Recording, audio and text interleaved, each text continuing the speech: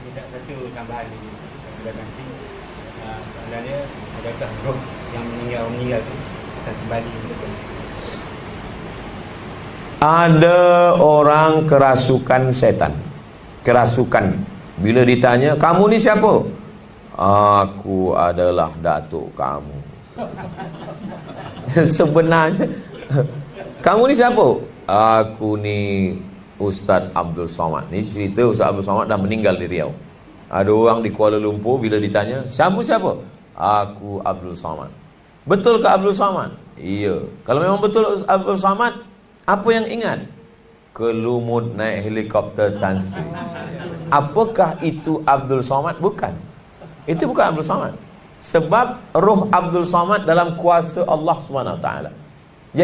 Jadi yang masuk tu apa suara dia, suara Ustaz Somad? Itu namanya jin qarin. Sebab bila manusia lahir, ada jin yang ikut dengan dia namanya qarin. Qarin maksudnya selalu bersama dengan dia. Bila saya mati, jin qarin ni tak mati, dia tetap hidup. Jadi bila ada orang yang kata aku boleh panggil arwah, yang dia kata panggil arwah tu, yang dia panggil roh tu. Roh tu lah yang menjawab itu. Adapun roh orang yang meninggal dunia dalam kuasa Allah Subhanahu Wa Taala. Di mana letak roh itu? Roh tu letaknya di alam barzah.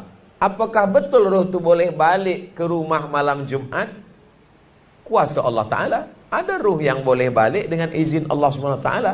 Ada roh yang boleh datang, ada roh. Bahawa roh tu menengok, ya, roh mak saya, roh ayah saya sedang menengok saya hari ini berkumpul dengan orang baik-baik. Mana dalilnya? Ada dalam Quran. 3 yang menengok amal saya. Wa qul i'malu, beramallah engkau. Fasayarallahu amalakum. Yang pertama menengok amal saya, Allah. Yang kedua, Rasulullah. Yang ketiga, wal mu'minun. Kata ahli tafsir dalam tafsir Al-Quranil Azim, namanya Imam Abul Fida Ismail Ibnu Katsir, orang beriman yang menengok guru saya, orang tua saya dari alam barzakh menengok amal saya.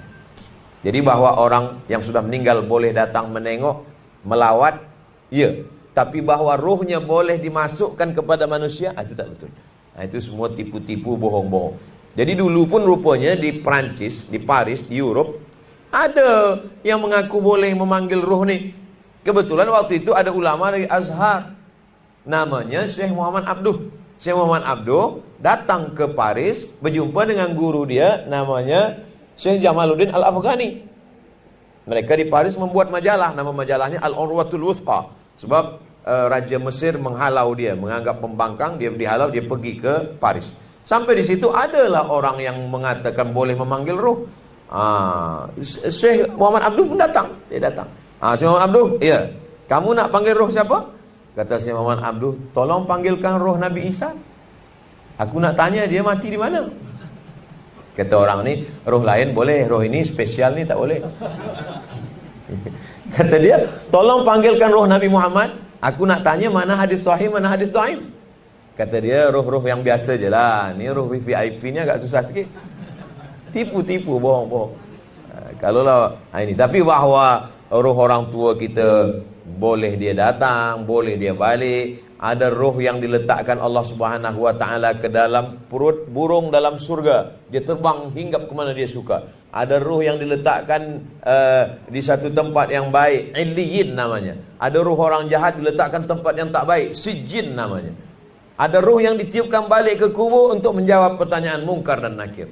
Ada roh yang ditiupkan balik ke kubur untuk menjawab salam keluarganya. Jadi roh ini kuasa Allah. Yas'alunaka 'anir ruh, mereka bertanya kepada engkau tentang roh. Qulir ruhu min amri rabbi, katakan roh urusan Allah Subhanahu Wa Taala. Kitab yang paling sempurna tentang roh ini ditulis oleh Imam Ibnu Qayyim Al-Jauziyah, judulnya Roh. Sudah diterjemahkan ke dalam bahasa Melayu, Roh, Ibnu Qayyim Al-Jauziyah. Kitab ini dah diteliti research di University Imam Muhammad Ibnu Saud Riyadh. Seorang yang meneliti namanya Dr. Bassam. Dr. Bassam ini dapat PhD di Riyadh sebab meneliti kitab ini. Kitab ini baik sekali dibaca tentang roh. Di mana roh, apa kerja roh, macam mana roh, berapa lama roh hidup. Jadi kita baik yang baik-baik, insya-Allah rohnya akan baik. Kita lebih lama di alam barzah daripada di alam dunia. Di alam dunia 60, 70, 80, tapi di alam barzah beribu-ribu tahun. Jadi apa yang kita buat sekarang ni, Kita nak ingin di alam barzakh kita tu kita tenang, selesa, ada amal yang mengalir, bina masjid, Islamic Center,